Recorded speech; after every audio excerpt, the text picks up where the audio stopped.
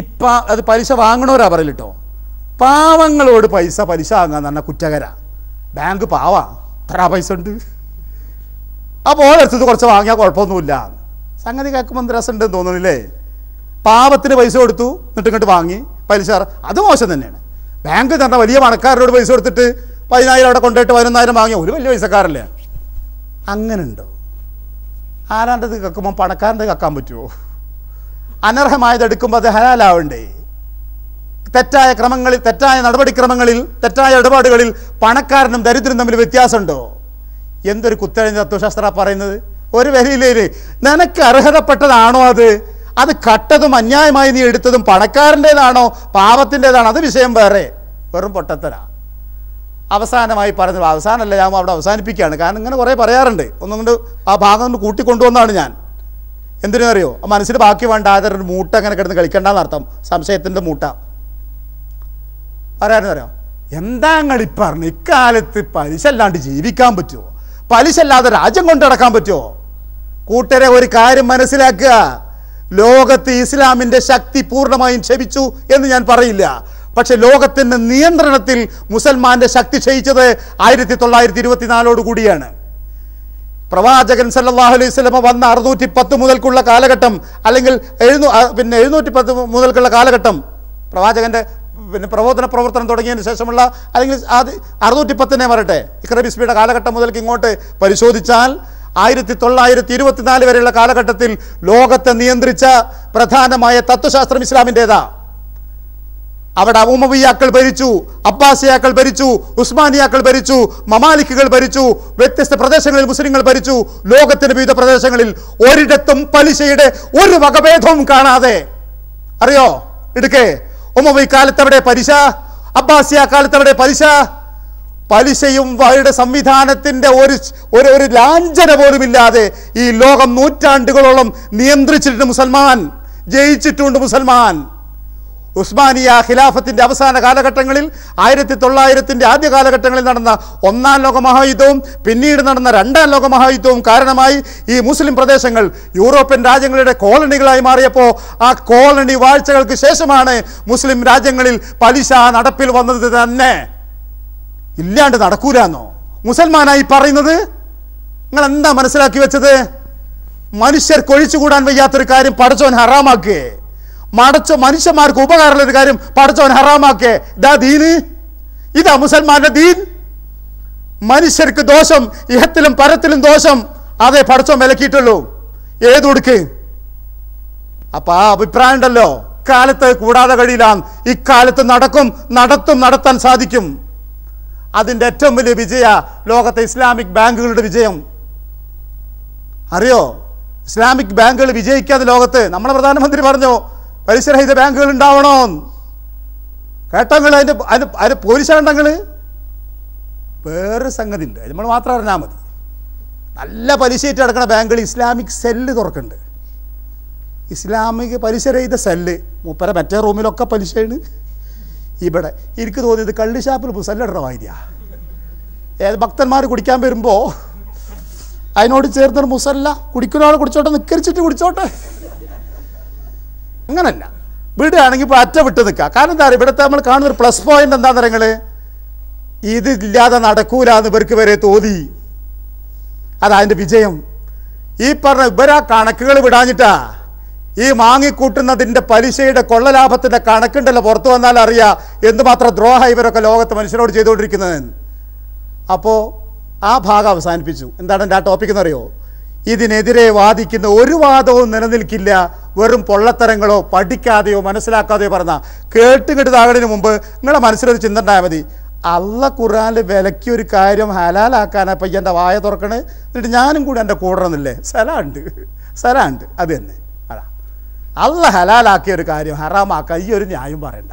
അതായത് ഇത് തീരും മുമ്പേ 2-3 സംശയങ്ങൾ ചോദിക്കും ആളുകൾ. ഒന്ന്, നമ്മളൊക്കെ നാട്ടിലൊക്കെ ആയിരുന്നാലും പലിശയുള്ള ബാങ്കുകളിൽ പണം ഡെപ്പോസിറ്റ് ചെയ്യേണ്ടി വരും. അങ്ങനെ വരുമ്പോൾ അതിൻ്റെ പലിശയായി മുതൽ മുടക്കി നമ്മളിട്ട പൈസയേക്കാളേറെ പലിശയായി അതിലൊരു അക്കൗണ്ട് റെഡ് വഴിയിലോ അല്ലെങ്കിൽ നീല വഴി പച്ച വഴിയിലൊക്കെ ഒരു പ്രത്യേക ഇതിണ്ടാവും, ഇതിൻ്റെ പലിശ എത്രയാണ്.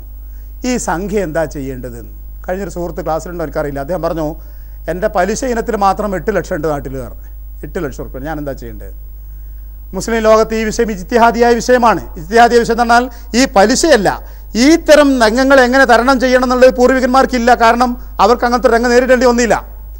പല കാലങ്ങളിലായി മുസ്ലിം പണ്ഡിതന്മാർ ചിന്തിച്ചിട്ടൊടുവിൽ ഹിജറ 1406 വർഷത്തിൽ ജിദ്ദയിൽ വെച്ച് ചേർന്ന ലോക ഫിഖ് കൗൺസിൽ, അതൊരു സുനഹദോസൊന്നുമല്ല കേട്ടോ, ഒരു സഭ ഒന്നുമല്ല ഹലാല് ഹറാം ഉണ്ടാക്കണേ.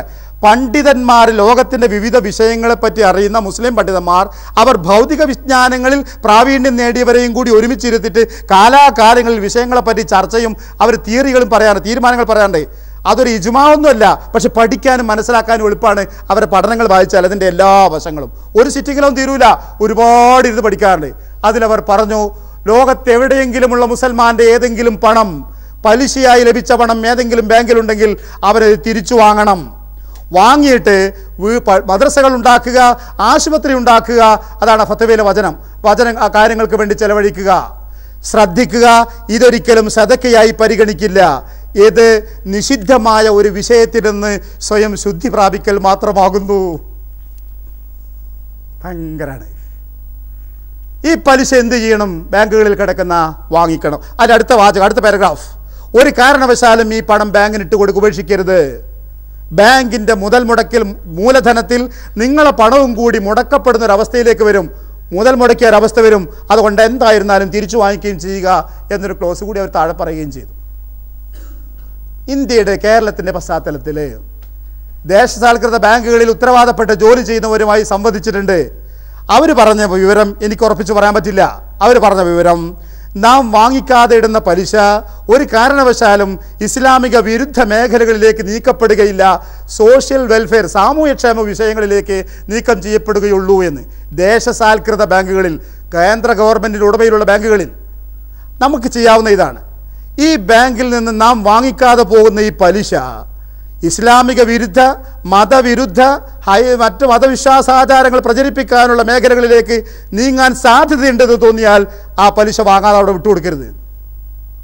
അതല്ല, അതങ്ങനൊന്നും നീങ്ങേയില്ല. ആ പലിശ നിങ്ങൾ വാങ്ങിയില്ല, 6 കൊല്ലം കഴിയുമ്പോൾ അത് സർക്കാരിൻ്റെ വേദ അക്കൗണ്ടിലേക്ക് മാറുന്നതാണെങ്കിലോ നമ്മൾ അതിനെപ്പറ്റി ബോധപ്പെടാവേണ്ട കാര്യമില്ല. ഓലെ പൈസ ഓലെ എഴുതി ഓലെന്നാണ്ട് തിരിച്ചു കൊടുക്കുന്നതെന്ന് വിചാരിച്ചാൽ മതി. വാങ്ങേണ്ടി വന്നാൽ, അങ്ങനെ ഇസ്ലാമിക വിരുദ്ധ പ്രവർത്തനങ്ങൾക്ക് നീക്കം ചെയ്യപ്പെടും എന്ന് തോന്നിയാൽ വാങ്ങാം. വാങ്ങുമുള്ള നീയത്ത്, പടച്ചവനിതൊരു തെറ്റായൊരു പണം എൻ്റെ കയ്യിൽ വരികയാണ്, നിവൃത്തിയില്ലാത്തതുകൊണ്ട് ഞാൻ വായിക്കുന്നു, ഞാൻ എന്നെ തടി ശുദ്ധമാക്കുന്നു, ഇത് ഞാൻ കൈയൊഴിയും. മദ്രസ ഉണ്ടാക്കാൻ, സ്കൂൾ ഉണ്ടാക്കാൻ, പിന്നെ ആശുപത്രി ഉണ്ടാക്കാൻ, റോഡ് വെട്ടാൻ, കുളം വെട്ടാൻ, ഇത്തരം കാര്യങ്ങൾക്ക്.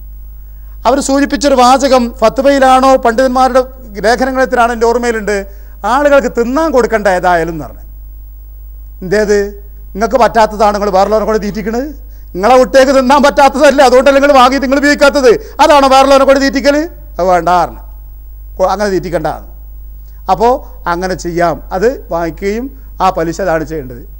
പശ്ചാത്തലങ്ങൾക്കറിയാം, അറബികളായ സഹോദരങ്ങളുടെ മില്യൺ കണക്കിന് ഡോളറുകൾ വിദേശ ബാങ്കുകളിൽ നിക്ഷേപിക്കുന്നു. അതിൻ്റെ പലിശ ഇവർ വാങ്ങിക്കാതെ വരുന്നപ്പോൾ ആ പണം മുഴുവൻ ഉപയോഗപ്പെടുത്തിയത് ഇസ്രായേൽ പോലെ രാജ്യങ്ങൾക്ക് സംഭാവനയായി കൊടുത്തു, മുസ്ലിങ്ങളെ അടിക്കാൻ ആയുധം വാങ്ങലായി. അതുകൊണ്ട് പറഞ്ഞാൽ വിട്ടുകൊടുക്കണ്ട, വായിച്ചോളൂ, ഇത്തരം കാര്യങ്ങൾ ചെലവഴിച്ചോളൂ.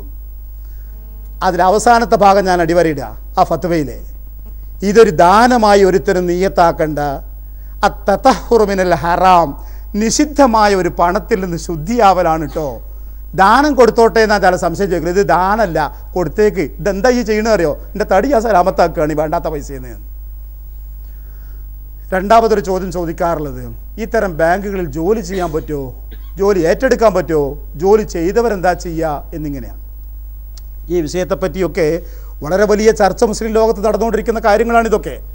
അതിൽ ലഭിച്ചിരിക്കുന്ന വിവരങ്ങളെ എനിക്കൊക്കെ പറയാൻ പറ്റൂ, വളരെ ചെറിയ അറിവുള്ളവനാണ് ഞാനൊക്കെ. അവർ പറഞ്ഞ വിഷയം, ഒന്ന് ജോലി അന്വേഷിക്കുന്നവരോടാണ്. കഴിവിൻ്റെ പരമാവധി സബൂറാക്കിയിട്ട് ഈ തരം ഒരു സ്ഥാപനത്തിൽ ജോലി ലഭിക്കാതിരിക്കാൻ, നേടാതിരിക്കാൻ, ജോലി ചെയ്യാതിരിക്കാൻ വേണ്ടി ശ്രമിക്കുക.